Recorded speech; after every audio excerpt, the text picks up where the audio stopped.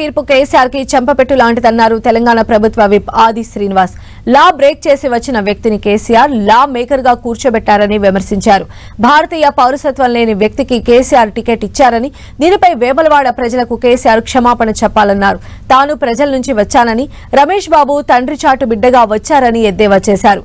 Germany పౌరసత్వం ఉందని తెలిసి కూడా చెన్నమనేని రమేష్ కి బీఆర్ఎస్ ఎమ్మెల్యే టికెట్ ఇచ్చిందని, దీనిపై మీడియా ప్రతినిధులు ప్రశ్నిస్తే కోర్టు చూసుకుంటుందని కేసీఆర్ సమాధానం ఇచ్చారని చెప్పారు. ప్రతి విషయంపై స్పందించే బీఆర్ఎస్ వర్కింగ్ ప్రెసిడెంట్ కేటీఆర్ ఇప్పటి వరకు ఈ విషయంపై స్పందించలేదన్నారు. ఇండియన్ అయితే జర్మనీ పాస్పోర్ట్ తో 40 సార్లు ఎందుకు ప్రయాణం చేశామని చెన్నమనేని రమేష్ ని ఆది శ్రీనివాస్ ప్రశ్నించారు. ఇండియన్ ఎంబసీలో తనది జర్మనీ అని రమేష్ బాబు ధృవీకరించారని చెప్పారు.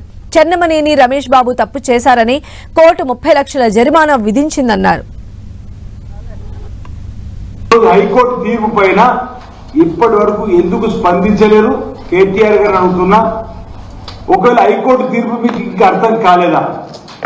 అర్థం కాకపోతే నేను మీకు పూర్తిగా చెప్పడానికి కోసం కూడా సిద్ధంగా ఉన్నాను. మాట సందర్భంగా కేటీఆర్ కూడా అడుగుతూ 10 సంవత్సరాల వాళ్ళ పరిపాలనలో అన్ని అక్రమాలు, ఆ అక్రమాలలో వేములవాడ నియోజకవర్గం నుంచి అసలు భారతదేశ పౌరుడు కాని వ్యక్తిని ఈరోజు వేములవాడ నియోజకవర్గ ఎమ్మెల్యేగా మీరు ఆయన తండ్రి చాటు బిడ్డడిగా అధికారంలోకి వచ్చి అంటే ఎమ్మెల్యే కావాలనుకునేటువంటి వ్యక్తికి ఈరోజు మీరు మద్దతు చేసిన సందర్భాన్ని గుర్తు చేస్తున్నారు. ఆయన లా మేకర్ కావాలనుకుంటే లా బ్రేక్ చేసి వచ్చిన వాడికి మీరు ఎలా టికెట్ ఇచ్చారని అడుగుతుంది. ఈ మన దేశ చట్టాన్ని ఉల్లంఘించి మరో చట్టసభ అడుగుపెట్టడానికి మీరు అవకాశం ఎలా కల్పిస్తారని చెప్పండి.